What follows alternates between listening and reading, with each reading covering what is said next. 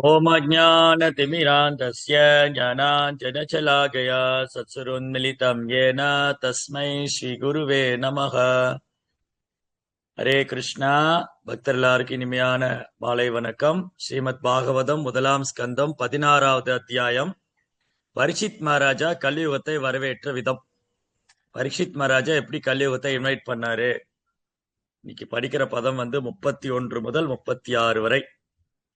ஆத்மானம் சானுசோஷாமி பவந்தம் சாம்ரோத்தமம் தேவான் பித்ருன் ரிஷீன் சாதூன் சர்வான் வர்ணாம் ததாசிரமான். மொழிபெயர்ப்பு மற்றும் பொருளுரை தெய்வ திரு அபய சரணாரவிந்த பக்திவேதாந்த சுவாமி ஸ்ரீல பிரபுபாத். ஜெய் ஸ்ரீல பிரபுபாத் கி ஜெய். நான் என்னை பற்றியும் தேவர்களில் சிறந்தவரான உம்மை பற்றியும் தேவர்கள், ரிஷிகள், பித்ருலோகவாசிகள், பகவத் பக்தர்கள் மற்றும் மனித சமூகத்தில் வர்ணாசிரம முறையை பின்பற்றுபவர்கள் ஆகிய அனைவரை பற்றியும் சிந்தித்துக் கொண்டிருக்கிறேன். இது பூமி தாய் பூமாதேவி ஒரு பசுவோடைய வடிவில் இருக்காங்க. பூமாதேவி பூமி தாய் ஆனவங்க ஒரு பசுவோடைய வடிவில் இருக்காங்க. அதுக்கப்புறம் ஒரு தர்ம தேவதை எருது வடிவில், தர்ம தேவரானவர் எருது வடிவுல காளை வடிவுல இருக்காரு. இவங்க ரெண்டு பேரோட உரையாடல். பூமி தேவியும் தர்ம தேவதையும் என்ன உரையாடின்னு இருக்காங்க அப்படிங்கிறத இன்னைக்கு நம்ம பாக்குறோம். ஒரு நிமிஷம்.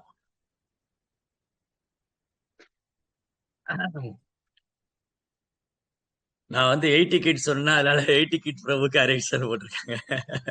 ஹரே கிருஷ்ணா.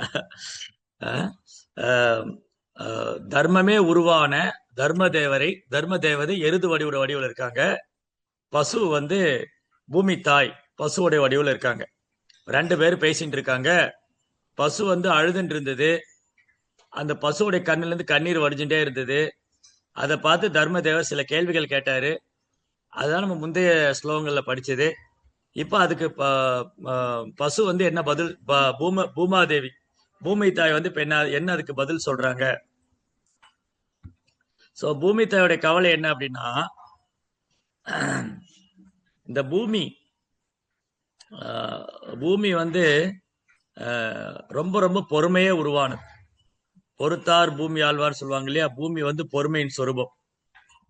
அகழ்வாரை தாங்கும் நிலம் போல தன்மை இகழ்வாரை பொறுத்தல் தலை. அகழ்வாரை இந்த உலகத்துல உள்ள எல்லாரையும் பூமி தாங்கிட்டு இருக்கு. நம்ம என்ன செஞ்சாலும் பூமாதேவி ரொம்ப பொறுமையா நம்மளை தாங்கிட்டு இருக்காங்க.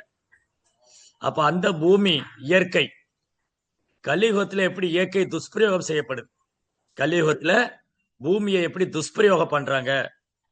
விளை நிலங்கள், விவசாய நிலங்கள்ல அழித்து பெரிய பெரிய போக்குவரத்து சாலைகள், 4 வழிச்சாலை, 8 வழிச்சாலை, அப்புறம் ஏர்போர்ட்டுக்கு ஆயிரக்கணக்கான நிலங்கள் அழிச்சு ஏர்போர்ட்டு, அப்புறம் ட்ரெயின் ட்ராக்கு, அப்புறம் விவசாய நிலங்களை அழித்து பெரிய பெரிய தொழிற்சாலைகள், கசாப்பு கூடங்கள், இதெல்லாம் உருவாகும் போது இந்த பூமி தன்னுடைய இயல்பை இழந்துருக்கு. அந்த இயற்கைக்கு எதிராக செயல்படுறதுனால அந்த பூமி வருத்தப்படுறாங்க, என்ன இப்படி பண்றாங்களே. அதுக்கப்புறம் தேவர்களில் சிறந்தவன தர்ம தேவன். இன்னைக்கு யாரு தர்மத்தை ஃபாலோ பண்றாங்க? தர்மம்னா எவ்வளவு கிலோங்க, எங்க கிடைக்குங்கன்னு கேட்பாங்க. தர்மமாவது அதர்மமாவது நாம சம்பாதிக்கணும், அனுபவிக்கணும், அதுக்கு என்ன வேணாலும் செய்யலாம். பிரபுபாதர் கூட அவருடைய உபன்யாசங்கள் அடிக்கடி சொல்லுவார். சார்வாக்னு ஒரு முனிவர் இருந்தார், சார்வாக் முனி. இந்த சார்வாக் முனிவர் ஒரு நாத்திக முனிவர். அவர் என்ன சொல்றாரு அப்படின்னா, ரீனங்கிருத்வா சுகம் ஜீவே லாபோ ஜீவே சுகம் ஜீவே பச்சிபூதஸ்ய தேகசிய குதப்புன மன்னராகவே. சார்வாக் தேரி, சார்வாக்குடைய தத்துவம் என்னன்னா, இருக்கிற வரைக்கும் எல்லாத்தையும் அனுபவிச்சிருங்க. இந்த உலகத்துல இருக்கிற வரைக்கும் எல்லாத்தையும் அனுபவிங்க, கூடுமான வரைக்கும் அனுபவிங்க. அதாவது நம்முடைய பாரத கலாச்சாரத்துல பாரத நாட்டுல என்ன ஒரு கலாச்சாரம் அப்படின்னா, சாப்பாட்டுல நெய்யை ஊத்தி சாப்பிடுறது, சாதத்துல நெய்யை ஊத்தி சாப்பிடுறது நம்முடைய கல்ச்சர். ரொம்ப மங்களமான ஒரு கல்ச்சர். நெய் வாங்க காசு இல்லையா, திருடுங்க, கொலை பண்ணுங்க, கொள்ளையடிங்க, என்ன வேணாலும் செய்யுங்க. வாழும்போது சந்தோஷமா வாழ்ந்துருங்க, அப்புறம் ஒரு நாள் நீங்க சாக போறீங்க. இதுதான் நாத்திக கொள்கை. சார்வாக் தியரி நாலாவது நேனாச்சன் நமஸ்கிருத்து காஸ்தும் வருது வருது.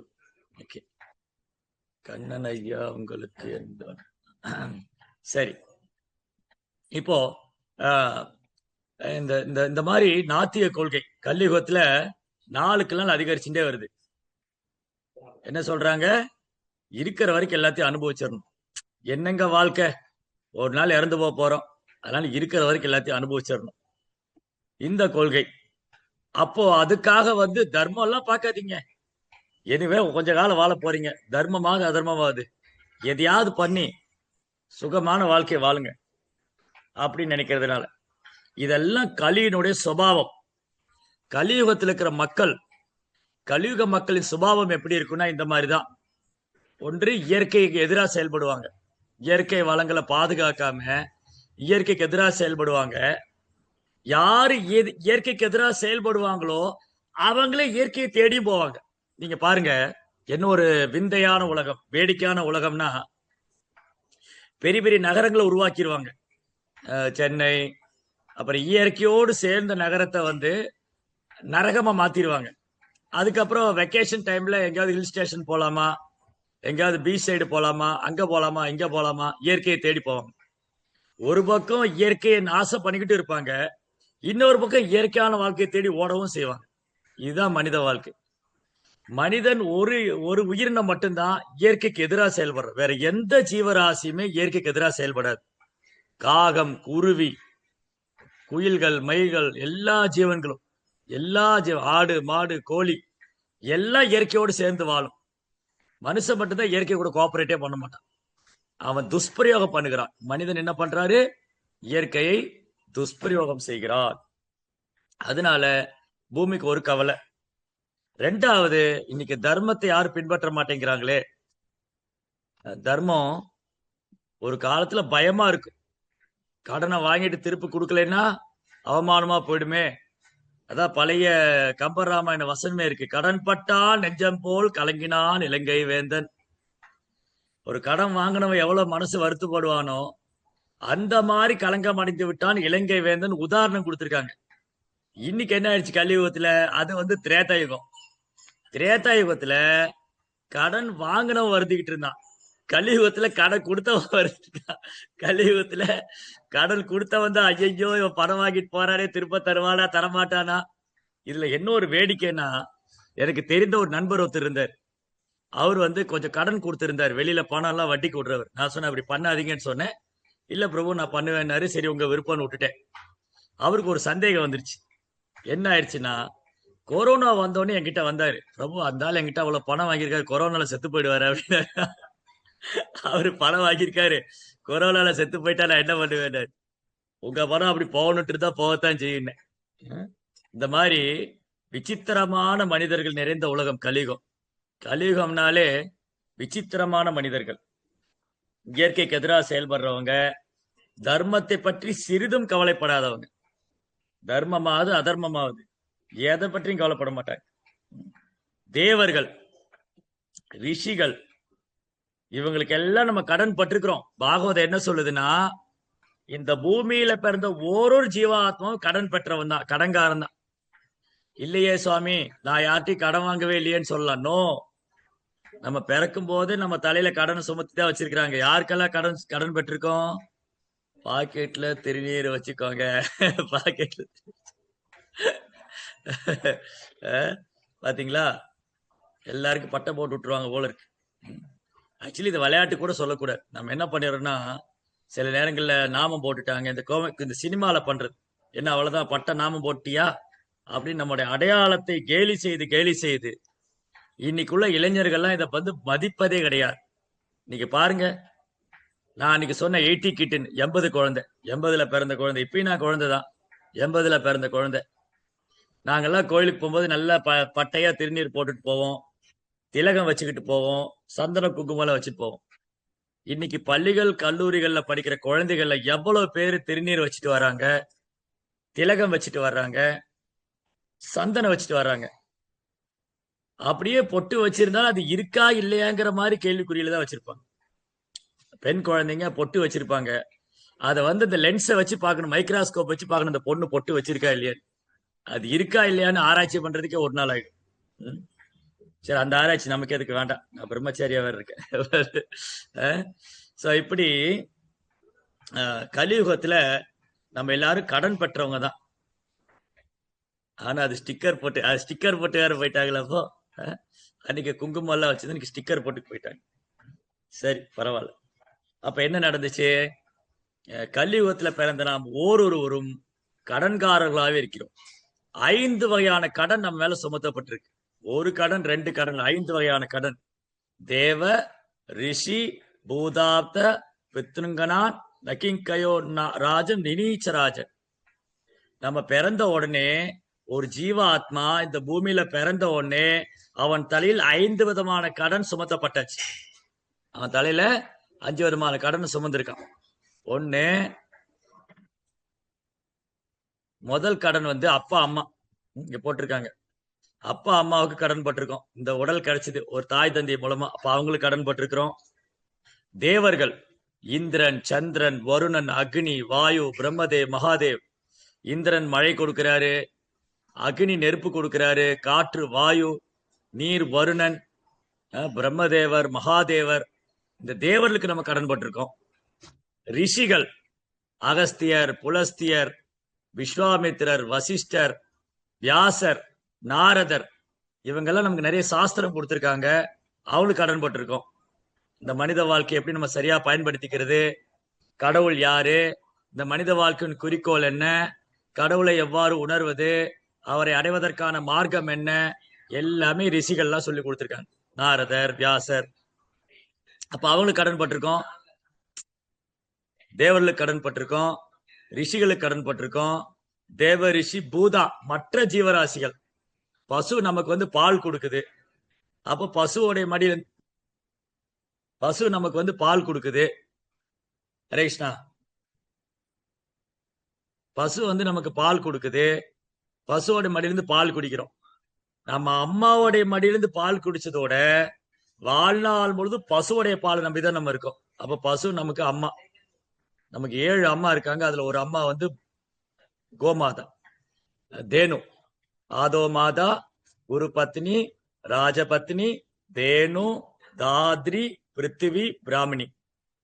ஆதோ மாதா நம்ம பெற்ற அம்மா, அவங்க ஒரு தாய், ஆதோ மாதா. குரு பத்னி, ஆச்சாரியனின் மனைவி. குரு பத்னி, ஆச்சாரியுடைய குருவுடைய மனைவி. ராஜபத்னி, ராஜாவுடைய மனைவி.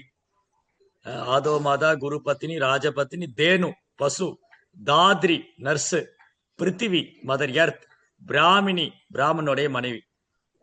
இந்த 7 பேர் நமக்கு 7 அம்மா.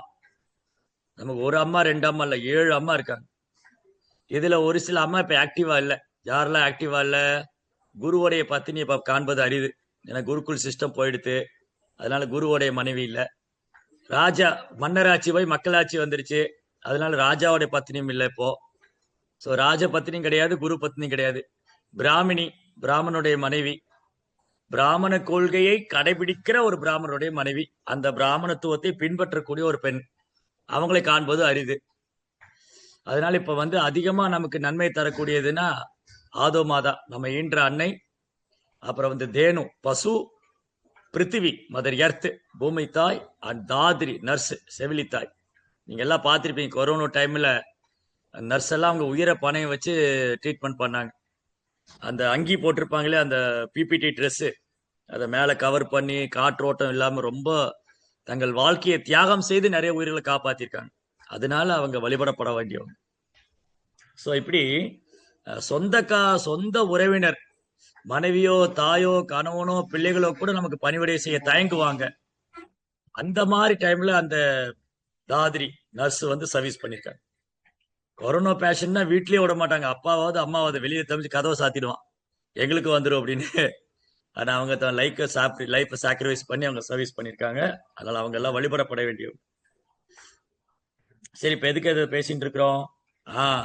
நம்ம எல்லாருமே இவங்களுக்கெல்லாம் கடன் பட்டிருக்கோம். மற்ற ஜீவராசிகள், பருத்தி, செடிகள், கொடிகள், தாவரங்கள், விலங்கினங்கள். எருது நிலத்தை உழுது பயிராக்குது, எருது வந்து தந்தை, பசு வந்து தாய், பட்டுப்பூச்சி பட்டு வஸ்திரம் கொடுக்குது, தேனீக்கள் தேன் பாட்டில தேன் எடுத்து சாப்பிட்டுக்கிறோம். இப்படி நாம் இந்த உலகத்துல வாழ்வதற்கு மற்ற ஜீவன்கள் பெரும் துணையாக இருக்கின்றன. அப்போ தேவ, ரிஷி, பூதா, பித்திருக்கள் ஒரு குறிப்பிட்ட குடும்பத்துல பிறந்ததுனால அந்த பித்திருக்களுக்கு நம்ம கடன் பட்டிருக்கோம். இல்லாட்டி பித்ரு சாபத்துக்கு ஆளாயிடுவோம். இப்படி பார்க்க போனா இந்த பூமியில இந்த கடன் எல்லாம் அடைக்கவே முடியாது. எப்படி அடைக்கிறது? இந்த பிறவிலேயே நான் கடன்காரன், இதை அடைக்காம அடுத்த பிறவி அடுத்து இப்படி கடன் மேல கடன் கூடிட்டே தான் போகும். சரி, ஏதாவது வழி இருக்கா?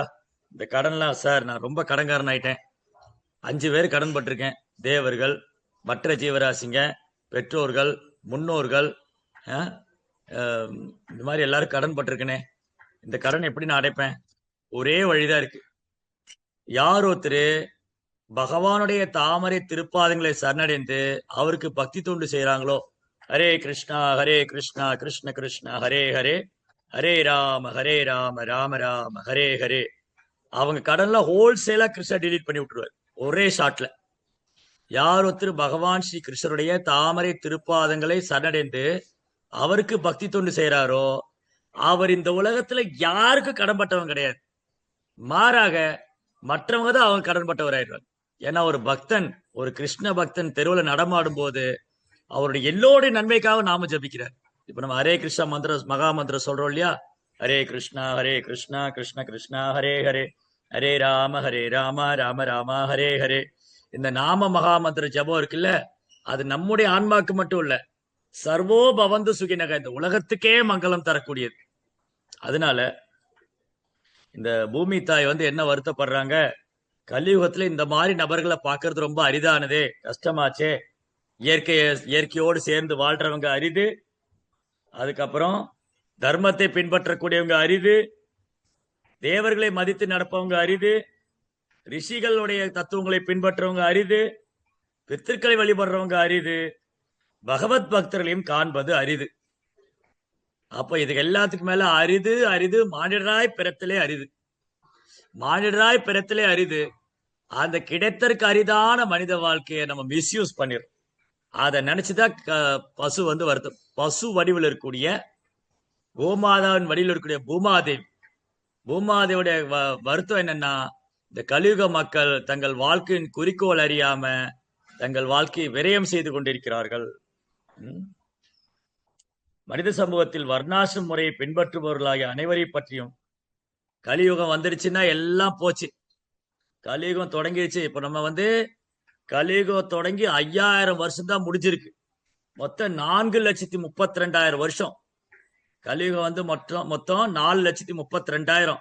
அதுல வெறும் 5000 தான் போயிருக்கு. அதுல பார்த்தாலே தலை சுத்துற மாதிரி இருக்கு இப்போ இங்க காணக்கூடிய விஷயங்கள்லாம். முறையற்ற பாலுறவு வாழ்க்கை, தேவையில்லாத கெட்ட பழக்கங்கள், சமுதாயம் நாளுக்கு நாள் நவீன நாகரீகம், நவீன கலாச்சாரங்கிற பேர்ல மனிதன் விலங்காக மாறிக்கொண்டிருக்கிறான். அதான் நடக்குது. இதெல்லாம் பார்க்கும்போது கலியோட ஆட்டம் ஆரம்பித்து விட்டது. களி தலைவிரித்து ஆடிக்கொண்டிருக்கிறது. இத பார்க்கும்போதுதான் பூமாதேவிக்கு வருத்தம். இந்த கலியுகத்துல கலோ சூத்திர சம்பவா, கலியுகத்துல எல்லாரும் சூத்திரன் ஆயிடுறோம். கலியுகத்துல சிறந்த பிராமணனை காண்பது அரிது.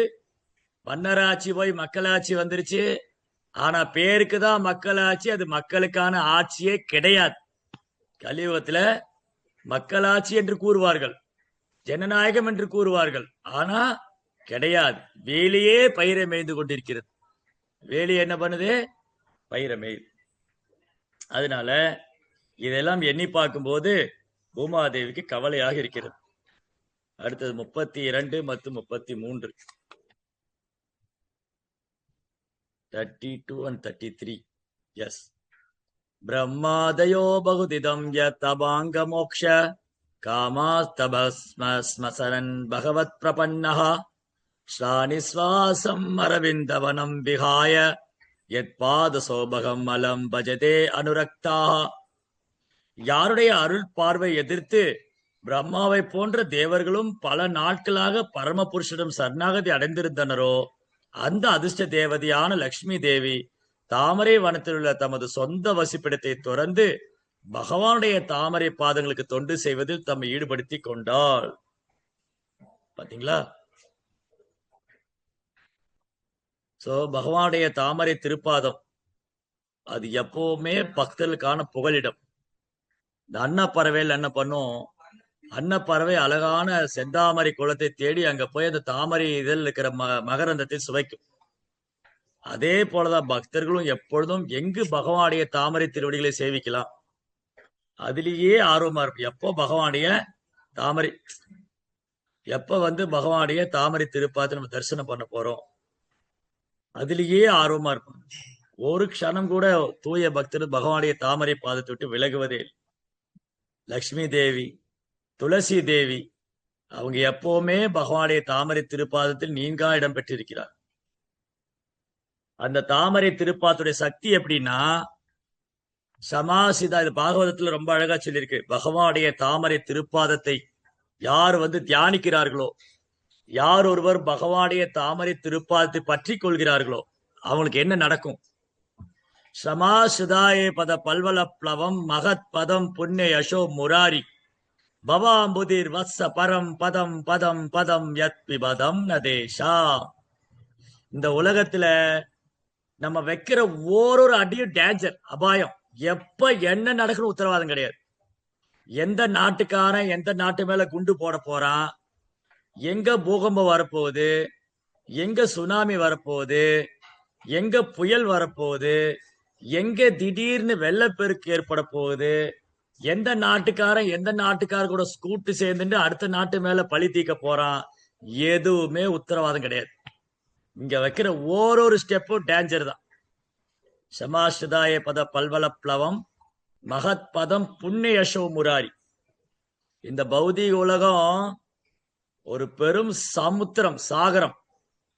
இந்த பௌதிக உலகம் துன்பக்கடல். இந்த துன்பக்கடல்ல நீந்தி கரையை கடக்கிறவன் யாருமே முடியாது, யாராலும் முடியாது. ஒரு சொந்த முயற்சினால. இப்போ நான் நீச்சல்ல ஒரு கோல்டு மெடலிஸ்ட் வச்சுக்கேங்க, சும்மா வச்சுக்கலாம், நல்ல தப்புன்னு இல்லையே. நான் நீச்சல்ல ஒரு கோல்டு மெடலிஸ்ட் வச்சுக்கோ, என்னை கூட நடுக்கடல்ல போட்டா நான் நீந்தி வந்துருவேனா? எப்பேற்பட்ட நீச்சல் வீரனை கொண்டு போய் நடுக்கடல்ல இறக்கி விட்டா நீந்தி வர முடியாது. அந்த மாதிரி இந்த ஜட உலகம் கடக்க முடியாத துன்பம் நிறைந்தது, கடக்க முடியாத துன்பம். ஆனா மனுஷன் என்ன பண்ணிட்டு இருக்கான்னா அந்த துன்பத்திலே இன்பம் காணும்னு நினைக்கிறான். அதுதான் பிரச்சனை. இங்க மனிதனுடைய பிரச்சனை என்னன்னா, ஜென்மமுத்து ஜராவியாதி துக்கதோஷான தர்சனம். பிறப்பு, இறப்பு, முதுமை, நோய், தீர்க்க முடியாத பிரச்சனை. ஆனா விஞ்ஞானி என்ன பண்ணிட்டு இருக்கிறான், வேறு கிரகத்துக்கு போலாமா, அந்த மண்டலத்துக்கு போலாமா, இந்த மண்டலத்துக்கு போலாமா. அட இங்கேயே 1008 பிரச்சனையும் தீர்க்கல, இங்கேயே தீர்க்க முடியாத பிரச்சனை நிறைய இருக்கும் போது உனக்கு எதுக்கு பல ஆயிரம் கோடி செலவு பண்ணி வேறு கிரகத்துக்கு போகணும்? இங்குள்ள பிரச்சனையை சால்வ் பண்ணுங்க. மக்கள் அவதிப்படுறாங்க, புதுசு புதுசா நோய் வருது, இயற்கையான உணவு சாப்பிட்றது இல்ல, இயற்கை மாசுபடுது. இதுக்கெல்லாம் ஒரு சொல்யூஷன் கொண்டு வாங்க. அதுக்கப்புறம் நீங்க வேறு கிரகத்தை பத்தி யோசிக்கலாம். நோ நோ நோ, முடியாது முடியாது. ஸோ எங்களுடைய ப்ரோக்ராம் என்னன்னா, விஞ்ஞானிகள், பௌதிகவாதிகள், பொதுமக்களுடைய ப்ரோக்ராம் என்னன்னா, இந்த பூமியை நாசமாக்கிடணும். அப்புறம் இங்க வாழவே முடியாதுன்னு ஒரு சூழ்நிலை வந்துருச்சு இல்லையா? அப்ப வேறு கிரகத்துல போய் வாழலாமா? அப்ப அந்த கிரகத்தை நாசமாக்கிட்டு வேறு கிரகத்துக்கு போலாமா? இதேதான் வேலை. இதை தொழிலாவே வச்சுக்கிட்டு இருக்கிறேன். என்னது, இந்த பூமியை நாசமாக்கியாச்சு, இங்க சுத்தமான காத்து கிடைக்க மாட்டேங்குது, சுத்தமான தண்ணி கிடைக்க மாட்டேங்குது. புனித நதிகள், புனிதமான நதிகள் ஓடக்கூடிய நாட்டுல பாட்டில் தண்ணி வாங்கி குடிக்கிறத பெருமையா நினைச்சுக்கிட்டு. ஓ, உங்க வீட்டுல மினரல் வாட்டர் இருக்கா? என்ன சொல்லுவாங்க அது, ஆரோ சிஸ்டம் போட்டிருக்கீங்களா? அது இயற்கையா வாழ்ந்து கிடைச்ச தண்ணி. இன்னைக்கு காவேரி தண்ணி அப்படியே ஒரு சொம்பெடுத்து குடிச்சு சொல்லும் பார்க்கலாம் யாரையாவது? யாரு குடிப்பா? ஏன்னா சாக்கடை பூரா அதுக்குள்ளதான் விடுறான். சோ இந்த மாதிரி இயற்கைக்கு எதிராக செயல்பட்டு இன்னைக்கு மனிதன் இயற்கையால் தண்டிக்கப்படுகிறான். அதிக வெப்பம், கட்டுக்கடங்காத வெயில், கட்டுக்கடங்காத குளிர், திடீர் வெள்ளப்பெருக்கு. ஏன் இதெல்லாம் வருது? இயற்கையோடு சேர்ந்து வாழ நம்ம தயாரா இல்ல, இயற்கை நம்மளை தண்டிக்காம விட தயாரா இல்ல. இயற்கையோடு நாம் சேர்ந்து வாழ தயார் இல்ல, இயற்கையும் நம்மளை தண்டிக்காம விட போறதில்லை. இந்த இயற்கையின் சட்டம். 2 சட்டம் உண்டு. ஒன்று இறைவனின் சட்டம், இன்னொன்று இயற்கையின் சட்டம். இறைவனின் சட்டத்தை புறக்கணிப்பவர்கள் இயற்கையின் சட்டத்தால் தண்டிக்கப்படுவார்கள். அதுதான் நடக்குது. ஹரே கிருஷ்ணா.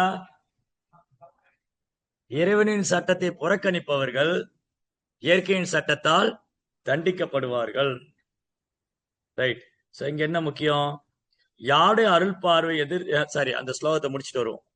சமாசிதாய பத பல்வல பிளவம் மகத் பதம் புண்ணிய ஷோ முராரி பவாம்புதிர் வத்சம். என்ன அர்த்தம்னா, வத்சம்னா கண்ணுக்குட்டி.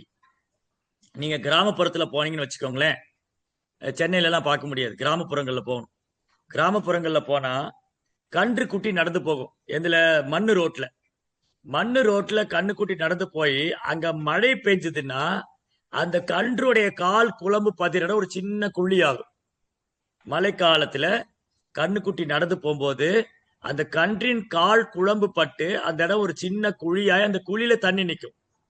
அந்த கன்று குட்டியோடைய காலடி தடத்துல தேங்கின தண்ணி இருக்கு இல்லையா, அது ஒரு குழந்தை கூட கிராஸ் பண்ணிடும். ஒரு சின்ன குழந்தைய கைப்பிடிச்சு கூட்டின்னு போனா அந்த சின்ன குழந்தை கன்றின் குழம்பில் தேங்கிய தண்ணீரை மிக சுலபமா தாண்டிடும். அதே மாதிரிதான் தீர்க்க முடியாத, தவிர்க்க முடியாத பெரிய பூதாகாரமா இருக்கக்கூடிய பிரச்சனை. இந்த சமுதாயத்துல பல்வேறு துன்பங்கள், நமக்கு உடலால வரக்கூடிய துன்பங்கள், மனதால் எழக்கூடிய துன்பங்கள், இயற்கையினால வரக்கூடிய துன்பங்கள், மற்ற ஜீவராசிகளால் வரக்கூடிய துன்பங்கள், இவை அனைத்தையுமே பக்தர் அல்லாதவர்கள் கடப்பது மிக கடினம். அது சமுத்திரம் மாதிரி, கடக்க முடியாது. ஆனா பக்தனுக்கு என்ன ஆயிடும்னா, யாரொருத்தரு முராரி பகவான் கிருஷ்ணருடைய தாமரை திருப்பாதத்தை பிடித்து கொண்டு ஹரே கிருஷ்ணா கிருஷ்ண கிருஷ்ணா ஹரே ஹரே, ஹரே ராம ராம ராம ஹரே ஹரே நாம ஜெபம் பண்ணிட்டு இருக்காரோ, அவருக்கு இந்த சமுத்திரம் மாதிரி இருக்கிற கஷ்டம் எல்லாம் கன்று குட்டியோடைய காலில் தேங்கின தண்ணி மாதிரி ஆயிடும். ரொம்ப ஈஸியா கிராஸ் பண்ணிடலாம், ரொம்ப சுலபமா கடந்துடலாம். அப்பேற்பட்ட சக்தி வாய்ந்தது பகவானுடைய தாமரை திருப்பாதம். அதனால யாருடைய அருள் பார்வை எதிர்பார்த்து பிரம்மனை போன்ற தேவர்களும் பல நாட்களாக பரமபுருஷனும் சரணாகதி அடைந்திருந்தனரோ அந்த அதிர்ஷ்ட தேவதை லட்சுமி, ஓ என் பேட்டில் லட்சுமி கடாசம் கிடைச்சிடாதா, எனக்கு லட்சுமியோட பார்வை மேல பட்டுடாதா, ஓ லட்சுமி தேவி அனுகிரகம் தரமாட்டீங்களா அப்படின்னு ஏங்கிட்டு இருக்கிறவங்க, ஸ்ரீனிவாசன் பகவான் கிருஷ்ணருடைய தாமரை திருப்பாதத்தை விட்டு லட்சுமி தேவி விலகுவதே இல்லை. அந்த லட்சுமி தேவியோடைய கடைக்கன் பார்வை நம்ம மேல படாதான் காத்துட்டு இருக்காங்க. ஆனா புத்திசாலி யாருன்னா, பகவானை யார் பிடித்து கொள்றாங்களோ, பகவான் எங்க இருக்காரோ அங்க லட்சுமி நித்தியமா வாசம் பண்ணும். எனக்கு பகவான் வேண்டாங்க, லட்சுமி மட்டும்தான் வேணுங்க அப்படின்னா நீங்க ராவணனுங்க.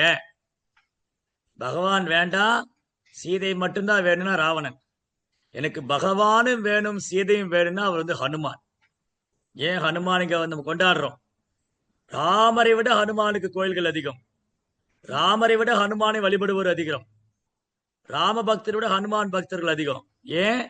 ஏன்னா பிரபுக்கு பிரியமானவர். பகவான் தன்னை விட தன் பக்தனுக்கு புகழ் அதிகமா கொடுக்கிறார். அப்போ ஏன் இன்னைக்கு நம்ம ஹனுமான வழிபடுறோம்? அவர் ராமரையும் சீத்தையும் சேர்ந்து வழிபட்டார். ஏன் ராவணனை விரட்டுறோம், நம்ம விளக்குறோம்? அவருக்கு ராமர் வேண்டாம், சீதை மட்டும்தான் வேணும். ஆனா இன்னைக்கு பெரும்பாலும் கலியுகத்துல மக்கள் சமுதாயம் ராவண சமுதாயமாக மாறிவிட்டது. எனக்கு பெருமாள்லாம் வேண்டாம், லட்சுமி தான் வேணும். எங்க லட்சுமி, எங்க லட்சுமி, எங்க பணம் கிடைக்கும், எங்க செல்வம் கிடைக்கும் ஓடுறான். இங்க பணம் கிடைக்குமா, இந்த நாட்டுல போய் வேலை செய்யலாமா, அந்த நாட்டுக்கு போலாமா, அங்க போய் சம்பாதிக்கலாமா, இங்க போய் லட்சுமி மட்டும் வேணும், எனக்கு பெருமாள் வேண்டாம் அப்படின்னா தட் இஸ் ராவணா மென்டாலிட்டி, ராவனுடைய மனோபாவம். ஆனா புத்திசாலி என்ன பண்ணுவாங்க? லட்சுமி கிட்ட மட்டும் தேடி போக மாட்டாங்க. பெருமாளை பிடித்து கொண்டால் பிராட்டியும் தானே அங்க எழுந்தள்ளி விடுவார். எங்க பெருமாள் இருக்காரோ அங்க பிராட்டி இருப்பாங்க. அதனால நான் லட்சுமி தேவியை தேடி போக வேண்டாம். ஹரே கிருஷ்ணா கிருஷ்ண கிருஷ்ணா ஹரே ஹரே, ஹரே ராம ராம ராம ஹரே ஹரே. பகவானுடைய மகாமந்திரத்தை பற்றி கொண்டால் எனக்கு எது நன்மையோ அது பகவான் செய்து விடுவார். அதனால அதுல எந்த சந்தேகம் கிடையாது. சரி, அடுத்தது தாமரை வனத்தில் உள்ள தம் சொந்த வசிப்பிடத்தையும் துறந்து பகவானுடைய தாமரை பாதங்களுக்கு தொண்டு செய்வதில் தம்மை ஈடுபடுத்திக் கொண்டாள் லட்சுமி தேவி. பகவானின் தாமரை பாதங்களை குறிக்கும் அடையாளங்களான கொடி, மின்னல், அங்குசம் மற்றும் தாமரைப்பு ஆகிய சின்னங்கள் நன்கு அலங்கரிக்கப்பட்டு அந்த சின்னங்களால் பூமி தேவி என்ன சொல்றாங்க, எனக்கு ரொம்ப சந்தோஷமா இருந்தது. ஏன் எனக்கு ரொம்ப சந்தோஷமா இருந்ததுன்னா, பகவானுடைய தாமரை திருப்பாதம் எப்போதும் என் மேல் பதிந்திருந்தது. அந்த தாமரை திருப்பாதத்துல கொடி, மின்னல், அங்குசம், தாமரைப்பூ ஆகிய சின்னங்களால் அலங்கரிக்கப்பட்டிருக்கு. சரி, இப்போ யாரோ ஒருத்தர் வந்து, ஐயா எங்க வீட்டு பக்கத்துல ஒரு கடவுளுடைய அவதாரம் ஒருத்தர் குடிகொண்டிருக்காரு, நீங்க வந்து பாருங்க, கடவுளுடைய அவதாரம் அப்படின்னு நிறைய அவதாரம் வருவாங்க. தெருவுக்கு தெரு, முக்குக்கு முக்கு இருக்காங்க. அம்மா பகவான், அப்பா பகவான், ஐயா பகவான், ரோட்ல போற பகவான், பக்கத்து வீட்டு பகவான், எழுத்து வீட்டு பகவான், கலியுகத்துல நாளுக்கு நாள் பகவான் உற்பத்தி ஆயிட்டே இருக்காங்க. அப்படி யாராவது வந்து ஒரு சாதாரண மனிதனை கடவுளின் அவதாரம் என்று கூறினா உடனே நம்ம பரிச்சை பண்ணணும். ஓ, எதை வைத்து கூறீர்கள் ஒரு கடவுள் அவதாரம்? நிரூபிங்க எங்களுக்கு. இவர் கடவுளின் அவதாரமா, இவர் கிருஷ்ணர் அவதாரமா? நிரூபிங்க. எப்படி நிரூபிக்கிறது? இது ஒரு அடையாளம். பகவானுடைய தாமரை கரங்கள்லயும் அவர் தாமரை பாதத்திலையும் நித்தியமான சின்னங்கள் பொறிக்கப்பட்டிருக்கும். சங்கம், சக்கரம், கதை, தாமரை, கொடி, தேர், வில்லு, அங்குசம், ஜபமாலை, அந்த மாதிரி கமண்டலம், எக்கச்சக்கமான சின்னங்கள் பொறிக்கப்பட்டிருக்கும். ஆனா நம்ம கையும் காலையும் பாருங்க, அங்கங்க பேராண்டி வச்ச மாதிரி இருக்கு. இதுல வேற கடவுளோட அவதாரம் வேற சொல்லிக்கிறது. கால் பூரா வெடிப்பா இருக்கும். அந்த கடவுளை வந்து எப்படி வருவாரு? வீல் சேர்ல வருவார் அவதாரம் சொல்லிட்டு. பிரபுபா சொல்வாரு, இவர் எங்க வீல் சேர் கடவுள் வந்திருக்காரு? கடவுள் எங்க வீல் சேர்ல உட்கார்ந்து வந்திருக்காரு? இந்த மாதிரி நிறைய ஏமாற்றுக்காரர்கள் கலியுகத்துல அதிகம். ஆண்டவர்கிட்ட போன்ல பேசுவாங்க, ஆண்டவர் கார் வாங்கி கொடுப்பாரு. அந்த மாதிரி ஏமாற்றுக்காரங்க நாளுக்கு நாள் அதிகமாயிட்டே இருப்பாங்க. எல்லா மார்க்கத்திலும் உண்டு ஏமாற்றுறவங்க, எல்லா மார்க்கத்திலையும். அதே மாதிரிதான் நம்ம இது நிறைய போலி சாமியார்கள். நான் கடவுளுடைய அவதாரம், நான் கடவுளை பார்த்துட்டேன், என்கிட்ட வாங்க நீங்களும் கடவுள் ஆயிரலாம். So many cheaters. The whole world become cheaters and cheated. இந்த சமுதாயம் முழுவதும் ஏமாறுபவர்களும் ஏமாற்றுவோர் நிறைந்த சமுதாயம். நம்ம வாழ்ந்துட்டு இருக்கிற சமுதாயத்தில் எப்படி இருக்காங்க? ஏமாறுபவர்களும் ஏமாற்றுவரும். மிக குறுகிய சதமானம் தான் உண்மையான ஆன்மீகம் பேசுறவங்க இருக்காங்க. பெரும்பாலும் ஆன்மீகம் பேசுறது பெயர், புகழ், வயிற்று பிழைப்புக்காக. ஆனா ஒரு சில உண்மையான அங்கீகரிக்கப்பட்ட அதிகாரப்பூர்வமான ஆச்சாரிய சம்பிரதாயத்துல வரக்கூடிய சாதுக்கள் தான் உண்மையே உள்ளது உள்ளவாறு எடுத்து சொல்லுவாங்க. சரி, அப்புறம் இந்த பாதங்கள்ல பகவானுடைய பாதங்கள் உள்ள சின்னங்கள்லாம் இருக்கு. இதனால் 3 உலக செல்வங்களையும் மிஞ்சிவிடக்கூடிய விசேஷ சக்தியை நான் பெற்றிருந்தேன்.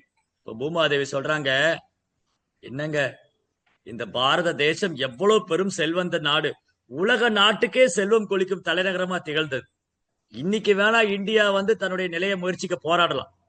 இன்னைக்கு வந்து கலியுகத்துல இந்த இந்தியாங்கிற நம்மளுடைய நாடு, பாரத நாடு, இந்த நாடு வந்து இன்னைக்கு பொருளாதாரத்தை முன்னேற்றிக்கிறதுக்கு போராடலாம். ஆனா ஒரு காலத்துல இந்த உலகத்துக்கே தலைநகரமா திகழ்ந்தது.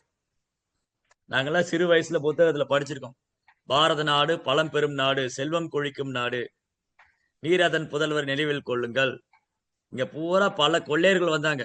கஜினி முகமது, கோரி முகமது, அந்த முகமது, இந்த எல்லாம் கொள்ளையடிச்சுன்னு போயிட்டான். அப்படி கொள்ளையடித்து கூட 800 ஆண்டு காலம் ஹிஸ்டரி இருக்கு கெசட்ல. 800 ஆண்டு காலம் முகலாயர்கள் ஆண்டும் பாரத தேசத்தை சுரண்டியும் இதோடைய எக்கானமிக் வந்து டவுன் ஆகவே இல்லையா. பிரிட்டிஷ்காரோடைய ஹிஸ்டரியில இருக்கு. பிரிட்டிஷ்காரன் வந்த போது முகலாயரும் கொள்ளையடிச்சிட்டு போய் 800 வருஷம் ஆகி போச்சு. அதுக்கப்புறம் 200 வருஷம் பிரிட்டிஷ்கார். 1000 ஆண்டு காலம், 1000 ஆண்டு காலத்தை பாரத நாட்டை இந்தியக்காரங்க ஆளவே இல்லை. பிரிட்டிஷ்காரங்களும் முகலாயர்களும் தான் ஆண்டு இருக்காங்க. அப்பவும் வந்து இதோட எக்கானமி டவுன் ஆகல. ஏன்னா இந்த எக்கானமி வந்து பேஸ்ட் ஆன் நேச்சர், இயற்கையை சார்ந்து, இயற்கை விவசாயம், இயற்கை கால்நடை, இயற்கை கல்வி, இயற்கை மருத்துவம் எல்லாம் இயற்கையை சார்ந்து இருந்ததுனால இதோட எக்கானமிக் வந்து ஃபர்ஸ்ட் கிளாஸ் இருக்கு. அதனாலதான் பிரிட்டிஷ்காரங்க என்ன பண்ணாங்க, இது அப்படியே சிஸ்டத்தையே மாத்தி விட்டாங்க. Western culture, western education, western எல்லாமே அதை இமிட்டேட் பண்ண ஆரம்பிச்சு எல்லாம் போயிடுச்சு. சரி, இது ஒரு பெரிய ஸ்டோரி. அதனால இந்த பூமி தேவி எவ்வளவு பெருமை கொண்டிருக்காங்க. பகவானுடைய தாமரை திருப்பாத இந்த பூமியில இருந்ததுனால துவாரகா, அயோத்தியா இந்த மாதிரி ஸ்தலங்கள் இந்த உலகத்துக்கே தலைநகரமா திகழ்ந்து வேர்ல்டு கேபிட்டல். இன்னைக்கு வேணா இந்தியா உலக மேப்ல சின்னதா தெரியலாம். ஆனா அன்னைக்கு இந்த பூகோளத்துக்கே பரதன் என்று ஒரு மகன் ஆண்டான். அந்த பரதன் இந்த பாரத தேசத்துடைய புதல்வன். அதனாலதான் இந்த பூமிக்கே, இந்தியாவுக்கு மட்டும் இல்ல, என்டையர் எர்த் பிளானட்டுக்கு பாரத வருஷம் தான் பேர். என்டையர் எர்த் பிளானட்டுக்கும் பாரத வருஷம் தான் பேர், பரதன் ஆண்டதுனால. அதுக்கப்புறம் அது இந்தியா எல்லாம் மாறி போச்சு. முகலாயர்கள் இங்க படையெடுத்து வந்தப்போ இந்த சிந்துங்கிற வேர்டு அவங்களால ப்ரொனன்சியேட் பண்ண முடியாது. இந்து நாகரிகம் அது அப்படியே ஒரு நாகரிகமா மாறி போச்சு. இதுதான் ஹிஸ்டரி. So next verse 33.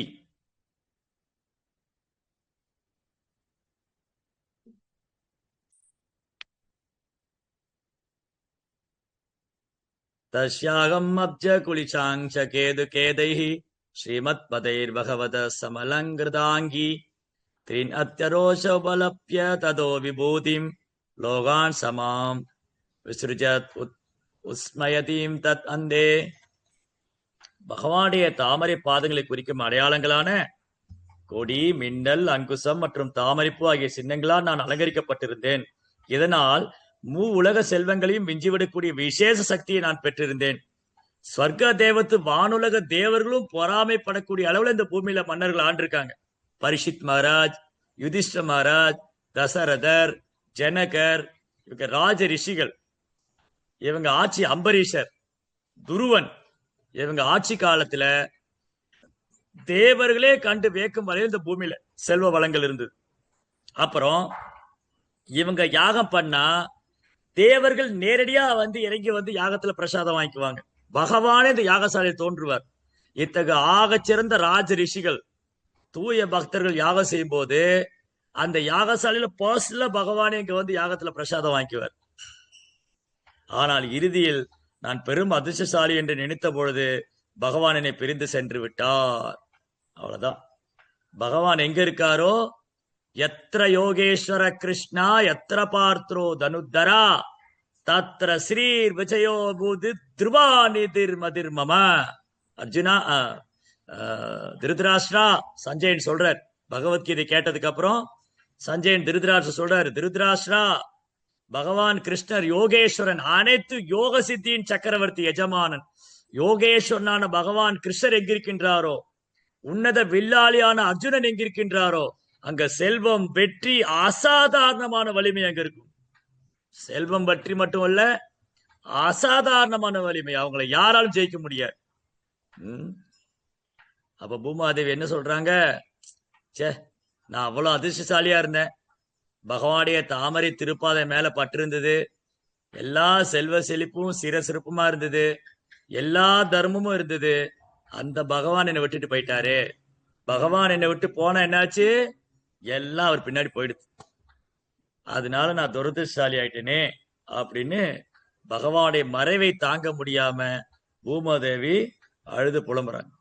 பகவான் என்னை விட்டு பிரிந்து விட்டாரு.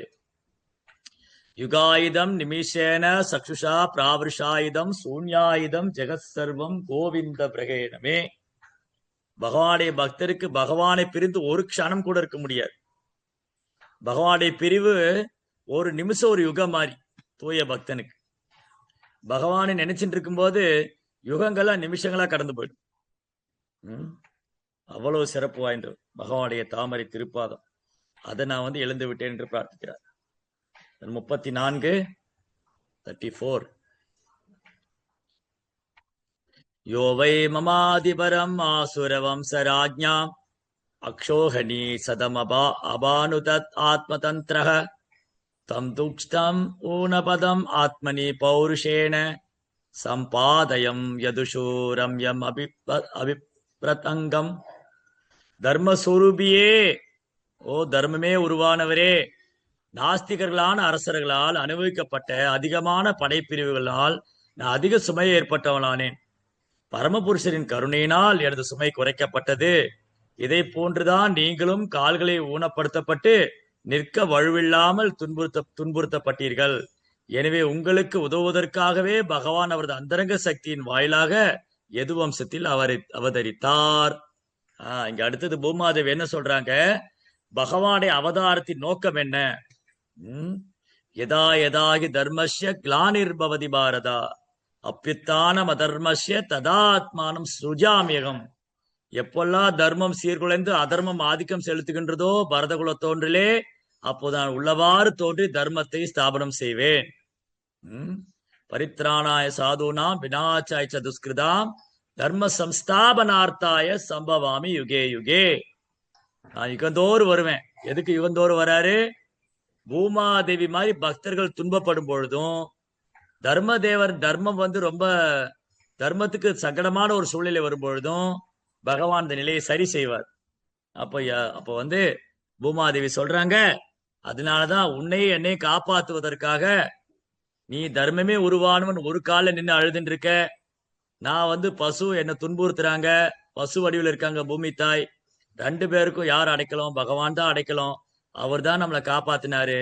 இந்த பூமியில யது வம்சத்துல தோன்றி இந்த பூமியுடைய தேவையில்லாத பூபாரம் தேவையில்லாத அசுரங்களை கொன்று குவித்து விட்டார். அப்புறம் அவர் தர்மத்தை ஸ்தாபனம் செய்தார். தர்மம் என்றாலே உன்னதமான தர்மம் அவருக்கு பக்தி தொண்டு செய்வதுதான். எப்பெல்லாம் மக்கள் பக்தி பாதை விலகிறாங்களோ, பக்தி பாதை மறந்து விடுகிறார்களோ, அப்ப பகவான் யுகந்தோறும் அவதரித்து பக்தியை ஸ்தாபனம் செய்கிறார். அது ராமாயணமாகட்டும், மகாபாரதமாகட்டும், பகவத்கீதை, பாகவதம் எல்லாம் பக்தியே பறைசாற்றுகின்றது. பக்தி தான் மிக உயர்ந்த உன்னதமான தர்மம், பரோ தர்மம். பக்தியை விட உயர்ந்த யோகமும் தர்மமும் கிடையாது. அனைத்து யோகங்களும் பக்தியில தான் முடியுது. இதுதான் பகவத்கீதையுடைய கன்க்ளூஷன். அடுத்து verse 35.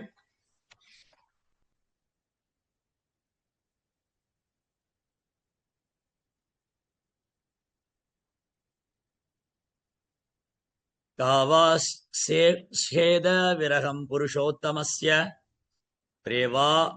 பிரேமாவலோக ருசிர ஸ்மிதவல்கு ஜல்பைஹி ஸ்தைர்யம் சமானமகரன் மதுமானினீனா ரோமோத்சமோ மமயத் அங்கிரி விடாங்கிதாயா. எனவே அந்த பரமபுருஷர் பகவானின் பிரிவு துயரை யாரால் தான் தாங்கிக் கொள்ள முடியும்? அவரது அன்பான இனிய புன்னகையாலும் இன்பமூட்டும் பார்வையாலும் மற்றும் அன்பார்ந்த வேண்டுகோளாலும் சத்தியபாமாவை போன்ற அவரது மனதுக்கினியவர்களின் கடுமையையும் கடுங்கோபத்தையும் கூட அவரால் வெல்ல முடிந்தது.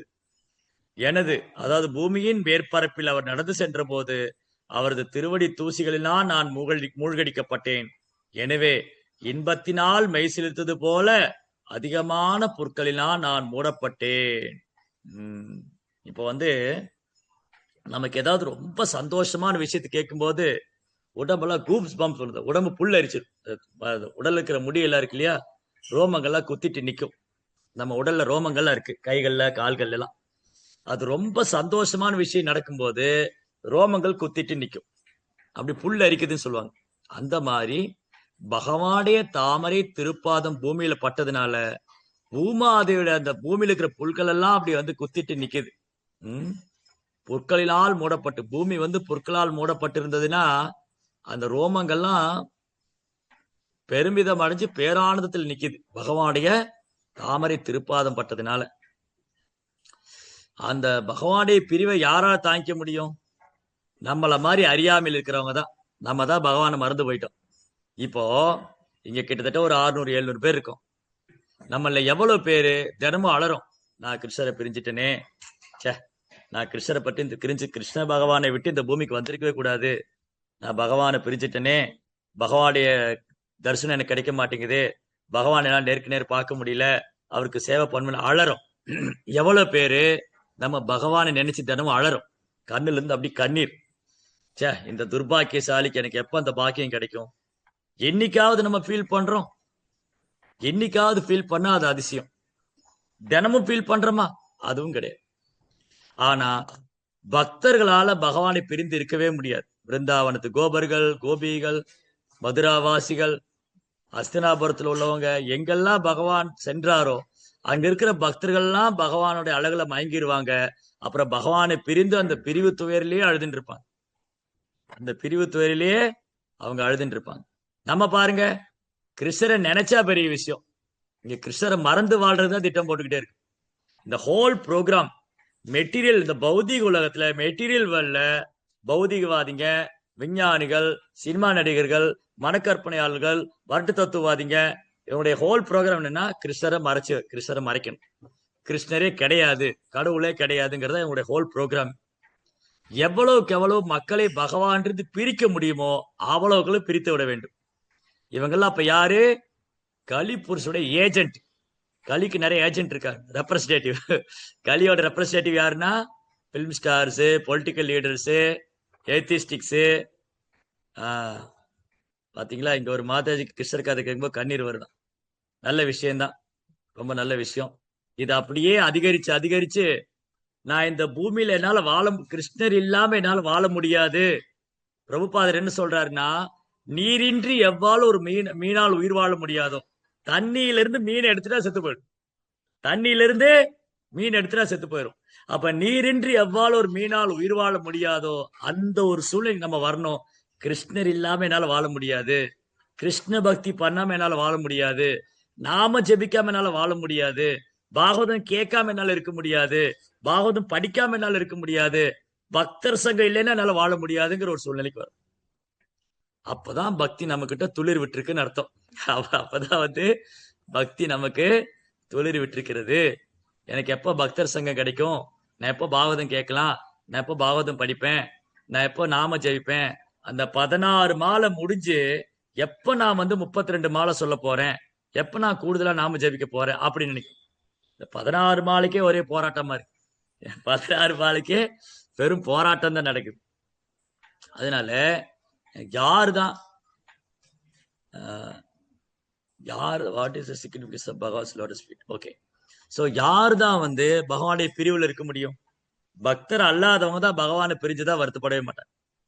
இப்ப நமக்கெல்லாம் என்ன ஆயிடுச்சு, புரோபாட் இயக்கத்துல வந்ததுனால கொஞ்சம் கொஞ்சமா பக்தி வந்துட்டே இருக்கு. இந்த பக்தி அதிகரிக்க ஒரு நாள் வரும்போது பக்தி இல்லாம என்னால வாழ முடியாது, பகவான் இல்லாம என்னால வாழ முடியாது, பக்தி சேவை செய்யாம என்னால வாழ முடியாதுன்னு ஒரு சூழ்நிலை வரணும். அப்ப நம்ம பக்தியில பக்குவமாயிட்டு வரோம்னு அர்த்தம். சரி, அடுத்தது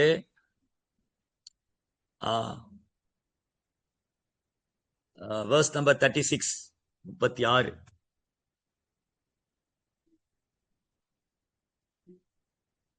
தயோரேவம் கதயதோ பிரவிதி தர்மயோ ததா பரீட்சின்னாம ராஜர்ஷி பிராப்தக பிராசீர் சரஸ்வதி.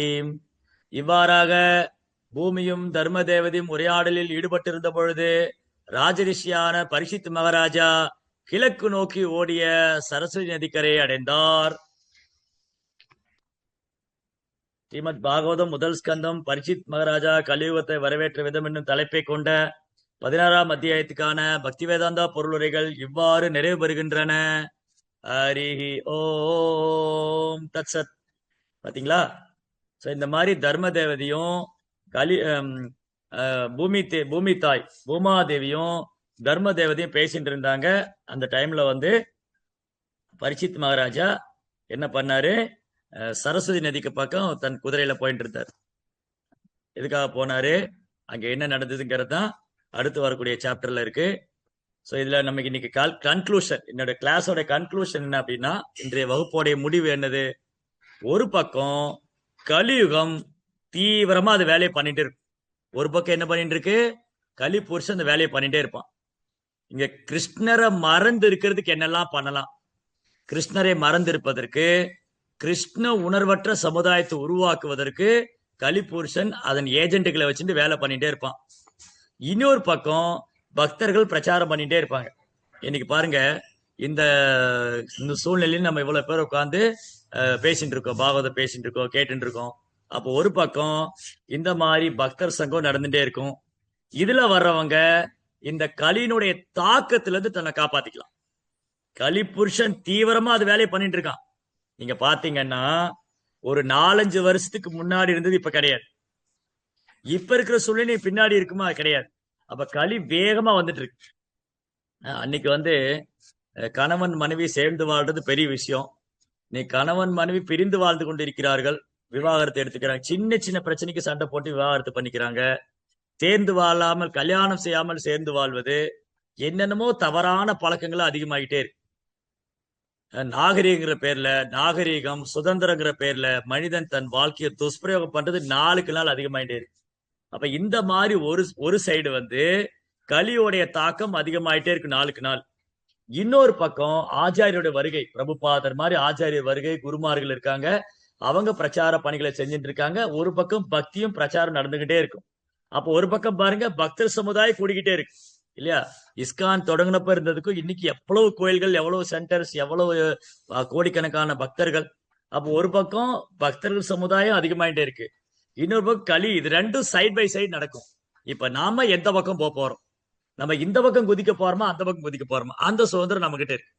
இதை நாம் சரியாக பயன்படுத்தி கொண்டு, கலியுகம் வந்து குற்றங்களும் குறைகளும் நிறைந்ததுதான், அதுல எந்த சந்தேகமும் இல்லை, எந்த மாற்று கருத்தும் கிடையாது. கலேர் தோஷ நிதிராஜன். ஓ நிதிராஜா, கலியுகம் குற்றங்களும் தோஷங்களும் குறைகளும் நிறைந்தது. அஸ்தி ஏகோ மகான் குணம். ஆனா ஒரு நன்மை உண்டு. கீர்த்தனா ஏவ கிருஷ்ணஸ்ய முக்த சங்க பரம்பிரஜேத். ஹரே கிருஷ்ணா கிருஷ்ண கிருஷ்ண ஹரே ஹரே, ஹரே ராம ராம ராம ஹரே ஹரே. நாம ஜபம் செய்து நம்மளை இந்த கலியினுடைய தாக்கத்திலிருந்து காப்பாத்திக்கலாம். அப்ப நாம காப்பாற்றப்படலாம், நம்ம குடும்பத்தினர், நம்ம நண்பர்கள், நம்ம உறவினர். இப்படி கிருஷ்ண பக்தி விரிவடைய பக்தர் சங்கம் அதிகமாக லட்சக்கணக்கான பேர் கலியுடைய தாக்கத்திலிருந்து தங்களை காப்பாத்திக்கலாம். அந்த வாய்ப்பு எல்லாருக்கும் இருக்கு, சுதந்திரமும் இருக்கு. நம்ம முடிவு நம்ம கையில தான். நம்ம கலியினுடைய பிடியில் இருக்க போறோமா, இல்ல கிருஷ்ணனுடைய கையில அழகா நம்ம வந்து ஆனந்தமான ஒரு வாழ்க்கை வாழ போறோமா? நம்ம இயற்கையின் சட்டத்தை விரும்புறோமா, அல்லது இறைவனின் சட்டத்தை விரும்புவோமா? அந்த சுதந்திரம் கிருஷ்ணர் நம்ம கொடுத்துட்டார். ஓ ஜீவாத்மாவே, நான் உன்னை கட்டாயப்படுத்த மாட்டேன். இங்க பக்தி மார்க்கம் இருக்கு, பௌதிக வசதி இருக்கு, உனக்கு என்ன வேணுமோ நீயே சூஸ் பண்ணிக்கோ. இது சரி, இது தப்பு, இது வேணும், இது வேணாம், எல்லாம் சொல்லி கொடுத்தாச்சு. இனி முடிவெடுக்க வேண்டியது நம்ம தான். பகவத்கீதையை சொல்லிட்டு கிருஷ்ணர் சொன்னார், அர்ஜுனா உன் விருப்பம் போல செய்யணும். 18 அத்தியாயம் சொல்லிட்டு 18ஆம் அத்தியாயத்தை சொல்றாரு, அர்ஜுனா உனக்கு எல்லாம் புரிஞ்சுதா? நான் திரும்ப சொல்லணுமா? இனி நீ விருப்பம் போல செய்யலாம். எதா இச்சசி ததாகு. அர்ஜுனன் புத்திசாலி மாணவரா இருந்தனால கரிச்சே வச்சனம் தவ, கிருஷ்ணா நீங்க என்ன சொல்றீங்களோ அதை நான் செய்யறேன். That's all. அதனால நமக்கு ரொம்ப அழகான வாய்ப்பு. இந்த கலியுகம் வந்து நாளுக்கு நாள் மோசமாயிட்டே இருக்கு. கலியுகம் வந்து நாளுக்கு நாள் மோசமாயிட்டே இருந்தாலும் இங்க ஆச்சாரியருடைய சங்கம் இருக்கு, குருமார்கள் இருக்காங்க, பகவத்கீதா பாகவதம் இருக்கு, பக்தர் சங்கம் இருக்கு, எல்லாம் இருக்கு, நாம ஜபம் இருக்கு. இதை சரியா பயன்படுத்திண்டா நம்ம இங்க இந்த இடத்த விட்டு சீக்கிரம் போயிடணும். இந்த ஜட உலகத்தை விட்டு பகவான்கிட்ட போயிடணும். எங்க போனா திரும்ப வரமாட்டோமோ, எங்க போனா துன்பமே இல்லையோ, யாருடைய தாமரை திருப்பாதம் எல்லாருக்கும் அடைக்கலமோ அந்த இடத்துக்கு நம்ம போகணும். அதான் பகவானுடைய வைகுந்த தாமம். நதத் பாஷேதே சூரியோ ந சாங்கோ ந பாவகா யத் கத்வான நிவர்த்தந்தே தத் தாம பரமமம. அர்ஜுனா, என் உலகத்தில் சந்திரன் தேவையில்லை, சூரியன் தேவையில்லை, மின்சாரம் தேவையில்லை. அங்க ஒருத்தர் வந்துட்டா திரும்பி இங்க வர வேண்டியதே இல்லை. அப்பேற்பட்ட உன்னதமான இடம் பகவானுடைய வசிப்பிடம். அப்பேற்பட்ட உன்னதமான இடத்தை தரக்கூடியது அவருடைய தாமரை திருப்பாதம். அந்த தாமரை திருப்பாதத்துக்கும் பகவானுக்கும் அவர் நாமத்துக்கும் எந்த வித்தியாசம் கிடையாது. நமக்கு வந்து இப்போ பகவானுடைய தாமரை திருப்பாதத்தை பற்றி கொடுத்து நமக்கு கஷ்டமா இருக்கலாம், ஆனா பகவானுடைய நாமத்தை சுலபமா பற்றிக்கலாம். சோ நாமத்தை ஜபிக்க ஜபிக்க அவருடைய தாமரை திருப்பாதம் நம்ம இதயத்தில் தோன்ற ஆரம்பிக்கும். ஏன்னா இதயம் ஃபுல்லா அசுத்தமா இருக்கு. இதயம் சுத்தமாகணுமே, இதயம் சுத்தமானதான் இங்க பகவான் தோன்றுவார். அப்ப பகவான் நம்ம இதயத்துல தோன்றுனா அந்த நாமத்தை கவனமா உச்சரிக்கணும், குற்றங்களை தவிர்த்து கவனமா உச்சரிக்கணும். ஹரே கிருஷ்ணா. நிரந்தரா ஸ்ரீமத் பாகவதம் கி ஜெய். ஸ்ரீல பிரபுபாத்.